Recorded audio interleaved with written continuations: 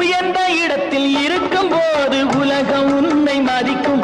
உன் நிலைமை கொஞ்சம் இறங்கி வந்தால் நிழலும் கூட மிதிக்கும். உயர்ந்த இடத்தில் இருக்கும் போது உலகம் உன்னை மதிக்கும்.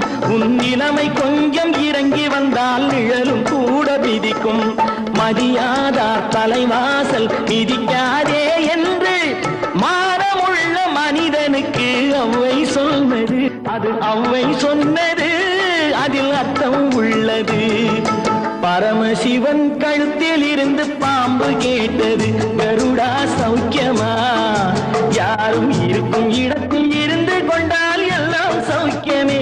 கருடன் சொன்னது, அதில் அர்த்தம்